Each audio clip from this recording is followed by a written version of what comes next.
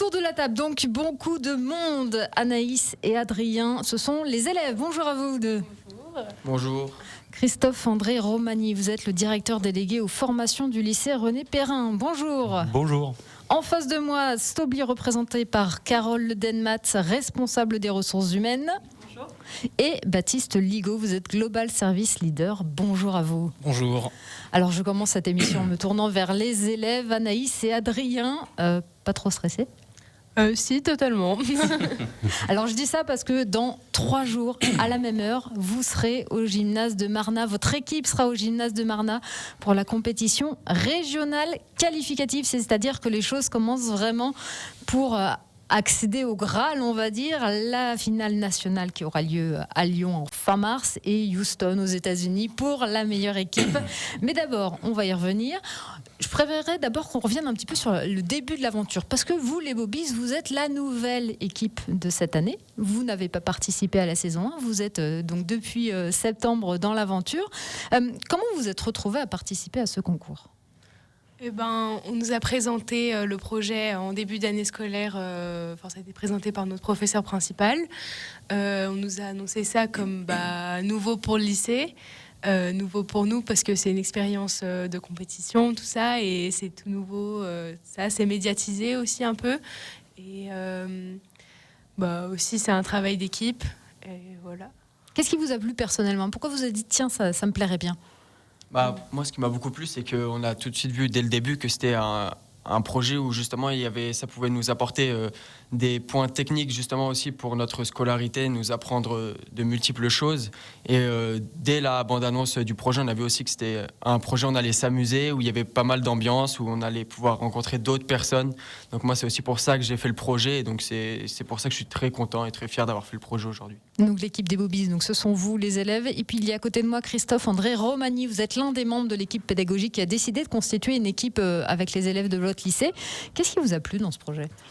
Alors, quand on a eu la connaissance du projet, on a tout de suite été intéressé par l'aspect technique, évidemment, et puis on a fait le rapprochement avec notre filière STI2D, où on a 3 spécialités au lycée René Perrin. Et ça correspondait tout à fait en termes de développement de compétences pour nos élèves, d'aborder un peu un autre sujet que ce qu'on fait habituellement. En plus, vos élèves sont très volontaires puisqu'ils construisent le robot en dehors de leur temps de cours, finalement, c'est ça ? Comment ça se passe, justement ? Ça se passe le midi, par exemple. On prend le temps du midi après manger ou avant pour bosser sur le robot. On a des passages prioritaires, du coup, ça fait qu'on peut gagner un maximum de temps le midi pour s'occuper de ça. Puis aussi, parfois sur nos temps de cours, mais ça, c'est beaucoup plus rare. D'accord. Adrien, c'est pareil, c'est le midi généralement. Ouais, c'est ça. En fait, on est dans la même classe, donc on s'organise exactement pareil. Donc, moi, je suis plus dans la communication. Donc, on est justement 3 personnes, 3-4 à la communication. Et du coup, on prend des temps sur les temps de midi pour organiser, penser aux vidéos qu'on va faire, avoir l'idée. Et après, on réalise ça sur les temps, du coup, après les cours ou le midi. Parce qu'on en reparlera, mais Top Fab, c'est effectivement un concours de robots, mais c'est aussi un concours de communication avec des lots à la clé, on y reviendra. Vous avez donc reçu le kit à la rentrée, un peu comme un kit d'un célèbre fabricant de meubles suédois. Vous devez du coup l'assembler, le programmer pour qu'il fasse un certain nombre de missions. Alors pour les auditeurs qui découvriraient aujourd'hui Top Fab, quelles sont les missions que votre robot doit assumer ? Donc Top Fab, on nous l'a présenté comme un projet où on a dû du coup acheter un kit de robot de départ qui était destiné du coup à être modifié pour optimiser les performances. Et donc après chaque année, en fait, c'est je dirais une quête qui change, un défi qui change. Donc là, cette année, on doit prendre des briques et les poser dans différents endroits où on a différentes techniques pour marquer certains points. Et donc là, on a dû modifier le robot, le poids, la structure pour que ce soit plus solide et plus rapide. Et donc, on a dû optimiser toutes les performances du robot afin qu'il soit plus apte à réaliser la tâche. Alors aujourd'hui, votre robot est prêt. En tout cas, il a intérêt à l'être, puisque je le disais, dans 3 jours, il y a une première sélection régionale qui aura lieu. Est-ce que vous vous souvenez des débuts où vous avez vu ce carton avec un robot dedans, des instructions ? Est-ce que vous vous souvenez de votre état d'esprit ? Est-ce que vous vous dites « oh là là » ou est-ce que « oh, c'est génial » ? Un peu les deux. Oh là là, parce qu'il y avait vraiment plein de petites pièces, des petits sachets et tout. C'était très bien organisé tout ça. Mais À la fois, on était tellement excités parce que on allait construire un robot et tout, c'est trop cool. Et puis de pouvoir faire un truc tous ensemble, de participer à un concours où est-ce qu'on va vraiment créer un vrai robot, toute une mécanique, tout un truc qui est vraiment performant et qui va pouvoir participer contre d'autres robots qui eux aussi ont des compétences autres et c'est trop bien. Au sein de votre équipe des Bobies, vous vous organisez comment? Donc du coup, Adrien, vous le disiez, vous êtes plus en charge de la communication. Est-ce que dès le début, vous vous êtes dit, moi je préfère ça, ou est-ce que c'est au fil du temps? Au début, on a eu pas mal de mal à s'organiser. Et du coup, c'est au fil du temps, avec justement les rencontres avec Stobli, qui eux ont plus un aspect professionnel. Donc on a pu définir des rôles, parce que c'est un peu l'anarchie, donc on se marchait dessus, on n'avançait pas assez efficacement et rapidement. Du coup, on s'est défini des rôles assez tôt dans le projet pour que chacun sache ce qu'il doit faire et donc qu'on avance plus rapidement. Christophe, comment est-ce que vous, votre rôle, c'est quoi? Vous supervisez, justement, vous les aidez à s'organiser? Comment vous les accompagnez? Alors, superviser, non, parce qu'ils sont suffisamment autonomes pour s'organiser entre eux. Simplement, on essaye d'être vigilant sur le planning à respecter, parce qu'il y a quand même une contrainte de temps. Et puis, vous êtes combien au sein de l'équipe pédagogique? Alors, au niveau de l'équipe pédagogique, il y a 3 professeurs. Et puis moi je coordonne un petit peu tout ce qui est commande de matériel et puis le reste au niveau de l'équipe. C'est surtout aider les élèves à s'organiser sur le temps. Parce que quand ils travaillent entre midi et 2, en dehors des heures de cours, le temps est compté. Et est-ce qu'il y a certains aspects sur lesquels ils ont besoin peut-être d'un peu plus d'accompagnement, ou ils vous ont aussi surpris de manière positive? Tiens, là on s'attendait à ce qu'ils galèrent un peu. Non, finalement ils y arrivent très très bien sans nous. Alors, il y a un peu les deux, c'est-à-dire qu'il y a eu quelques phases en décembre où les élèves se décourageaient un petit peu avant la première séance d'essai. Et puis là, les professeurs sont intervenus pour les encourager et leur donner les bons conseils techniques, sans leur donner de solution, évidemment, pour qu'ils puissent progresser et puis avancer et trouver les solutions eux-mêmes. Est-ce que vous attendiez au début de l'aventure en septembre, quand vous vous a déjà présenté Top Fab, vous attendiez à avoir autant de travail, ou est-ce que, au contraire, vous attendiez à avoir une montagne insurmontable et finalement ça s'est bien passé? Dès septembre, on savait que c'était déjà un gros projet, surtout qu'on est nouveau dans le projet. Du coup, on savait qu'on allait devoir mettre la main à la pâte, donc beaucoup bosser.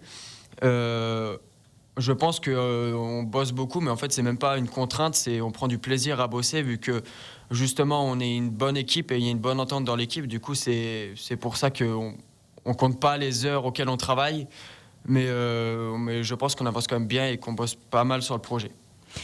Top Fab saison 2, nous recevons en émission spéciale le lycée René Perrin ainsi que Stobli. Émission spéciale Top Fab saison 2, et cette fois nous avons avec nous l'équipe des Bobies du lycée René Perrin d'Ugine, accompagnée de leur mentor pour cette aventure, l'entreprise Stobli, représentée par Baptiste Ligo, le Global Service Leader, et Carole Ledenmat, responsable RH. Stobli, c'est quoi? Alors Stobli, c'est une société suisse qui a été fondée en 1892 à Zurich, qui à la base fournissait des solutions pour l'industrie textile, et puis qui au fil du temps s'est beaucoup diversifié, et aujourd'hui un groupe international présent sur 4 continents, 28 pays, et qui fournit globalement des solutions mécatroniques pour l'ensemble de l'industrie. Aujourd'hui, c'est un peu plus de 6000 employés, et puis une histoire de plus de 130 ans. Et la société a su rester familiale au travers du temps, et ce qui a forcément un impact sur nos valeurs et aussi notre culture. Et vous êtes notamment basé à Faverges. Oui, tout à fait. Alors, il faut bien parler dans le micro. Et à Faverges, on est 1700 maintenant, et on est le plus gros site industriel, le plus gros site de production de Stobli dans le monde, donc ça c'est intéressant, en Haute-Savoie quand même. Et on a les 3 plus grandes activités présentes également, avec donc le textile, les connectors et la robotique. Ça, Baptiste, la robotique. Alors Stobli œuvre quotidiennement pour entretenir le dynamisme industriel de notre région. Vous êtes notamment l'un des membres fondateurs des FIPS, les Forces industrielles des Pays de Savoie. Est-ce que vous pouvez m'expliquer un peu ce que c'est? Oui, les FIPS, c'est une association qu'on a créée en 2022, il me semble, où on s'est associé avec d'autres industriels des Deux-Savoie. On était une quinzaine au départ, donc maintenant on est une cinquantaine. Et au départ, l'idée, c'était de réfléchir ensemble à des solutions pour être plus fort, continuer à se développer en tant qu'industrie localement et faire face ensemble aux enjeux, qu'ils soient économiques, sociétaux et environnementaux, bien sûr. Et là, ce qui nous touche le plus avec TopFab, c'est le côté participer en fait à l'engagement autour de la formation, et essentiellement de la formation technique en local. Qui manque un peu. Ah oui, C'est un euphémisme. totalement. Oui. Alors on essaie du coup d'enthousiasmer évidemment les profs, parce que quand il y a des profs, il y a des classes possibles, et puis les futurs étudiants pour faire nos futurs salariés aussi. Comment est-ce que Stobli s'est retrouvé dans l'aventure TopFab? Parce que vous aussi, c'est la première année où vous êtes mentor de cette équipe des Bobies. Qui a eu l'idée? Est-ce que vous en avez entendu parler? Est-ce qu'on est venu vous chercher? Alors, on en a entendu parler un peu tard lors de la première saison. Donc, c'était trop tard pour nous pour rentrer dans l'aventure. Pour autant, là, cette année, c'était le goût du challenge qui nous a vraiment poussé, et le fait de pouvoir avoir ce partenariat avec un lycée. Et on a tout de suite pensé au lycée René Perrin. Et on a eu beaucoup de chance, parce que sans eux, on n'aurait pas été aussi, on va dire...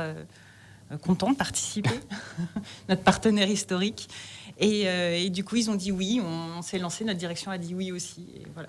C'est combien de personnes qui sont impliquées chez vous? Ça va être environ une dizaine de personnes. Dans n'importe quel service, ou spécifiquement dans un certain, je sais pas, dans la programmation, dans la production? Alors, on a grosso modo 3 équipes. Il s'agit de construire un robot, donc bien sûr, on a une équipe plutôt orientée technique. C'est un concours et on n'est pas là pour faire figuration, donc on a plutôt des gens qui vont penser à la stratégie, aux tactiques. Et puis il y a un gros volet communication, donc on a aussi des gens qui travaillent sur la communication. Oui, parlez face au micro aussi. Quand on a réfléchi aux compétences dont on avait besoin avec Carole, on a des noms qui sont spontanément venus en tête, et on allait chercher globalement des experts reconnus chez nous, et puis aussi des profils un peu plus juniors, parce qu'on a une alternante qui nous accompagne sur le projet. À quel point justement vous aidez les élèves et leurs professeurs? Est-ce que ce sont des rendez-vous réguliers, bien programmés, ou est-ce que ça dépend? C'est au fil, tiens là on pourrait peut-être avoir besoin de votre aide, venez nous voir? Alors il y a un peu des deux. Ce qui est très important pour nous, c'est que c'est leur projet, c'est leur concours, et c'est eux qui réalisent. Nous, on est là pour les accompagner, les aider quand il y a besoin, quand ils nous sollicitent. De temps en temps, les challenger quand on pense qu'il faudrait travailler un peu plus sur telle ou telle partie. Donc on essaye de se voir régulièrement, c'est planifié. Quand on sent qu'il faut qu'on soit un peu plus présent, on essaye aussi de manière un peu plus spontanée d'aller les voir et de les accompagner. Mais ce qui est très important, c'est que c'est leur réalisation, leur projet. Carole, vous disiez que ça permet de pallier un manque dans la région, la formation. Vous auriez aimé, vous, avoir ça quand vous étiez un peu plus jeune? À titre personnel, oui, parce que clairement, quand on a cet âge-là, on n'a aucune idée de ce que c'est que l'industrie, des métiers. Ça paraît de loin pas forcément hyper sexy, surtout à l'ère du digital. L'industrie, ça paraît quelque chose d'assez vieux. Et ce qui est très intéressant, je pense, dans ce partenariat, c'est vraiment de leur montrer ce qui se passe derrière le décor, et de leur montrer la diversité des métiers qu'on peut avoir, tout l'intérêt des carrières dans l'industrie, leur richesse, la variété, ce qui est assez inédit. D'ailleurs, vous les avez reçus. Ils sont venus visiter vos locaux à Faverges. Comment ça s'est passé? Très bien. C'était assez intéressant justement de les voir arriver un peu les mains dans les poches, les yeux sur leur téléphone portable, et puis d'avoir les yeux qui s'écarquillaient au fur et à mesure qu'on visitait l'usine, qu'on leur montrait justement tous les différents métiers, les moyens de fabrication, tout ce qu'on faisait dans une société comme Stobli. Donc ça, c'était très riche. Tout comme depuis le début du projet, en fait, l'interaction avec eux, elle est hyper intéressante, parce que on est souvent en interaction, en présentation vers ce genre de public, mais rarement en commun autour d'un projet comme celui-là.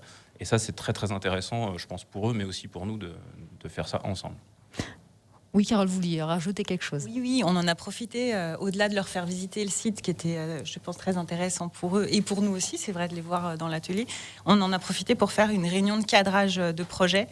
Et là, c'était très intéressant. On a fait des petits groupes de réflexion autour de sujets précis qu'on a définis, donc la technique, la communication. Et dans la technique, on avait fait une table sur la programmation, une autre sur la mécanique.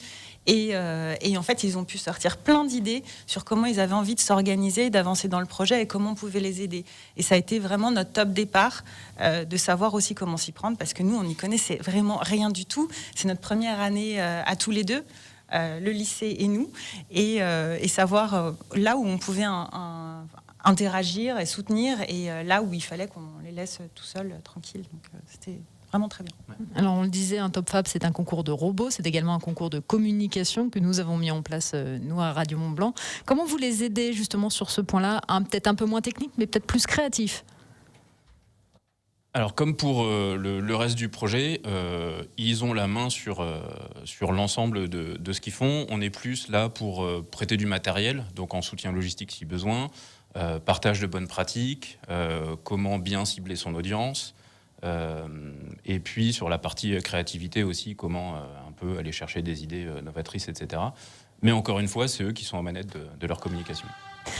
Émission spéciale Top Fab saison 2 avec l'équipe des Bobies du lycée René Perrin d'Ugine et Stobli, l'industriel. Et pour cette émission spéciale en direct sur Radio Mont-Blanc jusqu'à 10h, je reçois l'équipe du lycée René Perrin, les Bobies, ainsi que Stobli, le mentor de cette équipe de lycéens. Alors Top Fab, il y a la partie concours. Vous saurez dans quelques jours si cette alliance a porté ses fruits. Ça sera ce samedi au gymnase de Marna. Nous serons d'ailleurs en direct sur Radio Mont-Blanc à partir de 9h toute la journée. Mais pour vous, Stobli, participer à Top Fab, il y a également un autre enjeu. On l'a évoqué rapidement avant la pause. C'est celui de l'attrait de l'industrie auprès des jeunes générations. Oui, tout à fait. Notre objectif, c'est vraiment de lever le voile sur ce qui se passe dans une industrie. Au-delà d'un atelier, il y a plein de métiers hyper passionnants, déjà dans l'atelier et tout autour, des métiers qu'on n'imagine même pas en fait. Donc c'est lever ce voile-là pour les étudiants, les futurs étudiants, les collégiens, les lycéens, et puis les professeurs, les parents et d'autres entreprises évidemment sur le territoire. Adrien, Anaïs, c'est aussi la réflexion que vous vous êtes faite quand vous avez visité Stobli, quand vous avez commencé à vous intéresser à ce milieu-là? Bah oui, totalement, parce que on connaît de nom l'industrie et le nom aussi de Stobli, mais c'est vrai que vraiment rencontrer les équipes et vraiment voir comment c'est, les ateliers, tout ça, c'était vraiment un point de vue totalement différent. Et vraiment pouvoir visiter et rencontrer les personnes, ça a permis de comprendre comment ça marchait et qu'est-ce qui pouvait nous intéresser pour notre projet.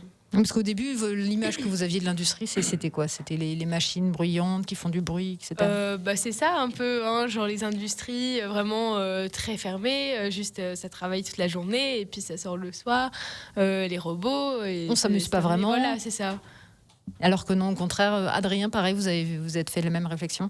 Ouais, moi c'est surtout la visite de Stobli qui m'a permis de découvrir ça, vu que j'ai un peu de la famille qui est aussi dans le milieu de l'industrie, mais on ne voit pas réellement ce qu'ils font. Donc moi aussi j'avais pas cette image justement où c'est plus ludique, parce qu'en fait il y a déjà une bonne équipe souvent dans l'industrie, on ne travaille pas tout seul sur sa machine, c'est un travail d'équipe aussi, du coup ça nous a permis de découvrir différentes facettes de l'industrie. Il n'y a pas que les métiers justement usineur ou quoi, il y a aussi pas mal de métiers liés à la communication, liés au commerce, en fait c'est je comparais ça un peu à un écosystème qu'on ne connaît pas trop, justement quand on s'y intéresse pas et qu'on fait pas des visites ou qu'on ne discute pas avec des professionnels du métier.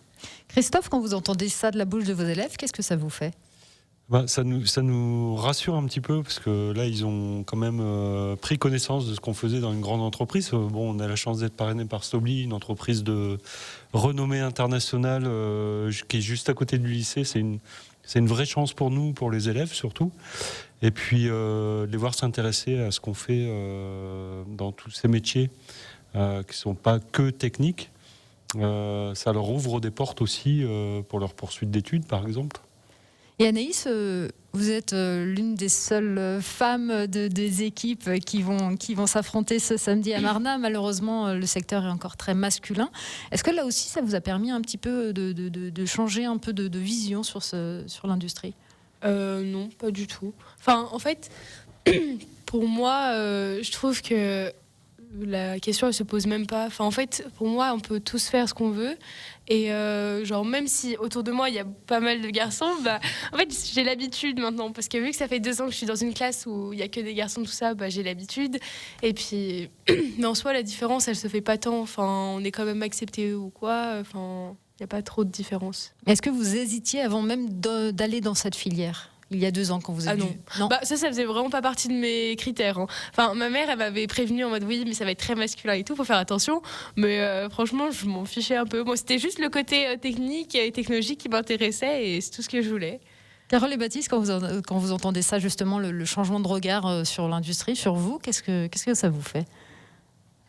Beaucoup de plaisir, ça c'est clair. Non, mais on se dit que quelque part, on a réussi à monter une marche avec le lycée René Perrin et on en a d'autres encore à gravir, mais non, c'est vraiment notre vœu est exaucé. Enfin, je sais pas, Baptiste. Oui, effectivement, ça fait plaisir. Déjà, qu'ils se rendent compte que finalement, on peut être sympa, qu'il y a plein de métiers intéressants dans nos entreprises, qu'on passe pas nos journées à faire des choses inintéressantes, sales, dans un environnement bruyant, mais qu'en fait, il y a un panel de métiers incroyables, des carrières hyper intéressantes à faire. Bah, c'était aussi notre objectif en joignant ce challenge. Donc, si l'objectif est atteint, bah, c'est parfait. On espère que ça sera des ambassadeurs maintenant pour d'autres aussi, quoi. Oui, justement, j'allais venir. Est-ce que justement ce changement de vision, au-delà des élèves, vous arrivez, vous, ou même vous, professeurs, à le répondre un peu plus au-delà, auprès des parents, auprès des familles ? Alors moi, personnellement, je suis quelqu'un de très... je me considère comme quelqu'un de très indépendant. Du coup, j'ai tenu au courant un peu ma famille. Après, c'est pas quelque chose que j'ai beaucoup partagé. J'ai plus partagé ça auprès de mes amis. Ma famille, ils suivent toutefois un peu le projet de loin ou de près. Ça dépend des fois et des événements. Là, par exemple, là, ils commencent à vraiment s'y intéresser vu qu'on arrive à des échéances assez proches. Le combat dans peu de temps. Mais ils suivent ça. Ils suivent ça. Ils aiment bien ce qu'on fait. Ils sont fiers de nous. Et moi, je trouve ça vraiment intéressant. Chez Stobli, est-ce que travailler avec cette jeune génération qui vont être les futurs travailleurs de l'industrie, est-ce que déjà ça vous a permis de comprendre certaines choses, d'accès par exemple des campagnes de recrutement avec un message différent ? Alors oui, complètement. Là, on a aussi la chance d'être tombé sur des étudiants extrêmement dynamiques. Enfin, ils sont merveilleux. On se rend compte, je pense, en les entendant ce matin.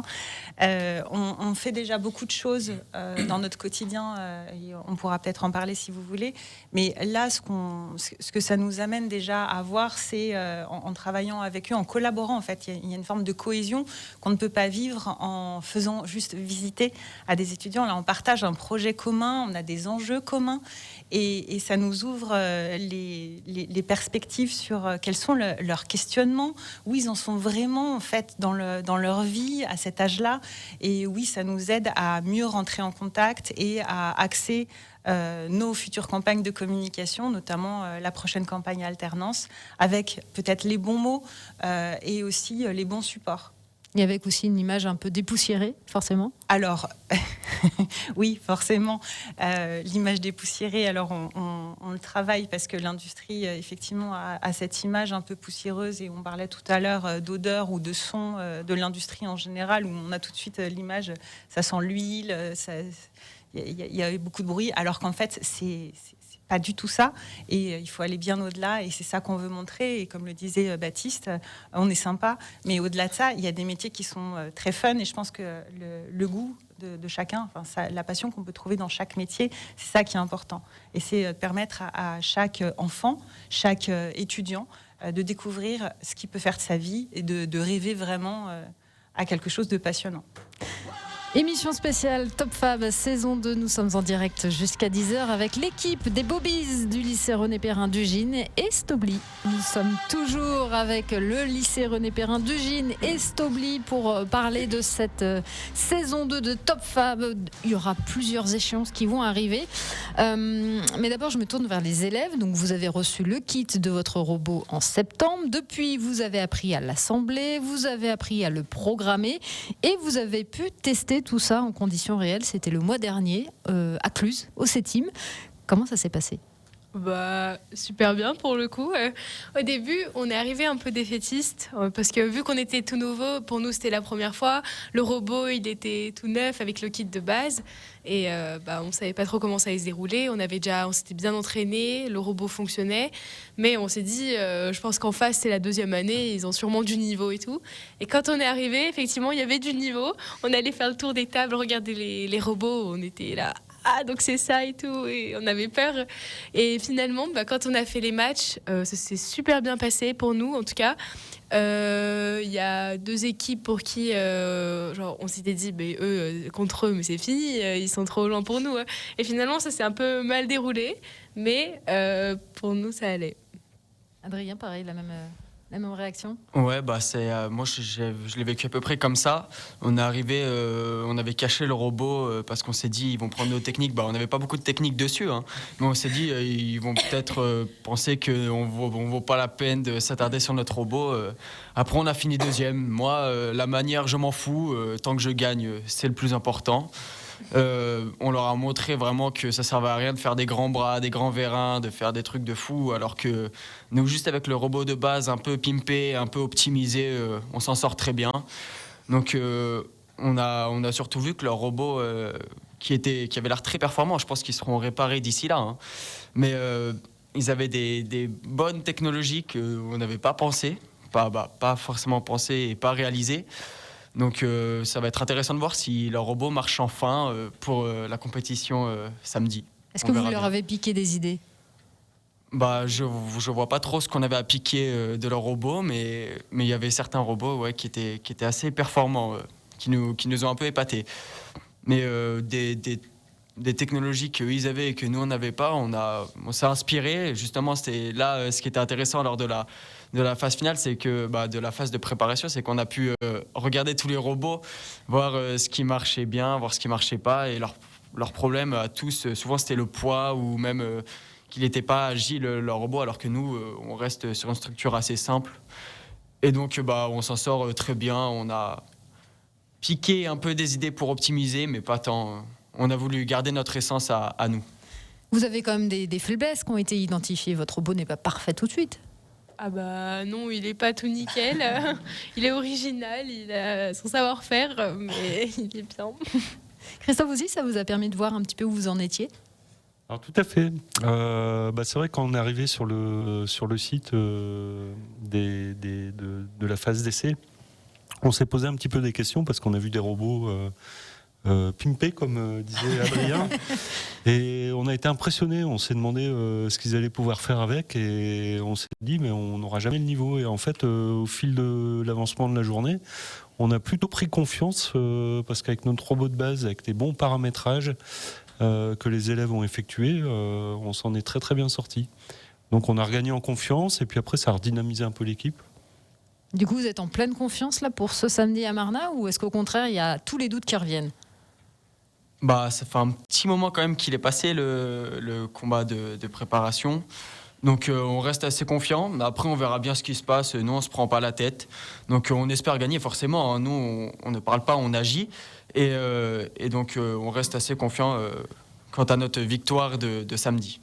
Pour la finale nationale qui sera à Lyon fin mars, on aura l'occasion d'y revenir. Vous avez pu aussi échanger avec les autres équipes, pas forcément sur le côté technique, mais sur le côté aventure, Top Fab, ceux qui étaient à Lyon l'année dernière, justement. Vous avez pu voir un petit peu ça avec eux? On n'a pas forcément discuté de leur aventure, on a plus discuté au niveau des robots, tout ça, ce qu'ils avaient fait, comment ils avaient construit, le temps qu'ils prenaient pour chaque chose, pour pouvoir améliorer pour nous. En fait, on leur a posé des questions pour mieux s'inspirer, parce que ça fait 2 ans qu'ils le font, et ils savent sûrement un peu mieux que nous. Mais sinon, c'est vrai qu'on leur a pas forcément demandé pour l'aventure ce qu'ils avaient fait. Stobli aussi, vous avez des relations avec les autres mentors, je rappelle Bontas, Pfeiffer et Nicomatic. Là aussi, vous avez des relations avec eux. On sait qu'il y a une compétition très bon enfant entre vous. Oui, il y a beaucoup de chambrage, ça c'est sûr. En fait, je ne sais pas si je l'ai dit tout à l'heure, mais on fait tous les 4 parties des FIPS, dont on parlait au début de l'émission. Et en plus, ce sont tous nos clients. Donc ça nous met quand même la pression. On est obligé de gagner. Sinon, vous imaginez bien, on va en entendre parler. Pendant très longtemps. Oh oui. Pareil, un peu d'espionnage industriel chez vos concurrents?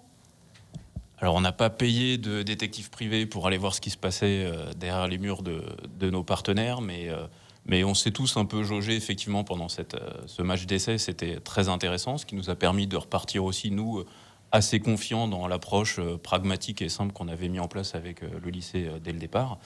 Mais oui, toute information est bonne à prendre. Et puis, ce qu'on espère surtout, c'est que le meilleur gagnera samedi. Samedi, donc, au gymnase de Marna, on en reviendra. Est-ce que maintenant, Anaïs et Adrien, quand vous voyez un robot, vous prenez plus conscience, vous avez plus conscience de tout le travail que ça a nécessité derrière, même le plus simple des robots? Bah oui, quand même, parce que déjà, quand on a visité Stobli, on a pu voir tous les robots qu'il y avait, enfin la plupart, et j'ai envoyé toute la technique, tout ce qu'ils faisaient. Et à l'intérieur aussi, on pouvait voir l'intérieur des coques et tout le mécanisme à l'intérieur et tout, et c'était vraiment impressionnant. Et vu que maintenant on en a construit un, on voit comment ça se passe, on sait la difficulté que c'est, le moindre petit truc, si c'est pas bien fait, c'est tout foutu. Enfin on a pu voir comment c'était. Donc là maintenant, jusqu'à samedi, il y a encore des derniers réglages, ou est-ce que finalement c'est que du plus, c'est pour essayer de faire un robot peut-être un peu plus esthétique, ou alors d'essayer d'aller voir les points supplémentaires qu'on peut récupérer au sein de au fond de la compétition. Je vais y arriver. Non, du tout. Donc là, on est encore en train de bosser sur le projet pour optimiser, essayer de gagner. On essaie de mettre les chances de notre côté. Mais non, l'esthétique, en vrai, c'est quelque chose qui pourrait être important. On a déjà fait les petits pulls assez beaux. Oui, vous êtes tous avec un notre pull partenaire Stobli. Oui, exactement. Et donc, non, là, on optimise encore pour être sûr de mettre les chances de notre côté. On n'a pas le temps pour ces sottises et ces futilités. Ces futilités, ce sera bien. Oui, justement, donc vous avez fait éditer des pulls avec marqué Bobby's, avec un très beau logo que vous avez fait, etc. Vous avez également des casquettes. Qu'est-ce que vous aurez samedi? Est-ce qu'il y aura des banderoles? Est-ce que vous avez un fan club, un COP, carrément? On ne sait pas. Non, pas du tout. Déjà, on a les belles tenues, une équipe en forme et à fond. Déjà, moi, je trouve que c'est pas mal. C'est le principal. Un robot qui fonctionne et qui a intérêt à tout gagner. Et un pilote génial.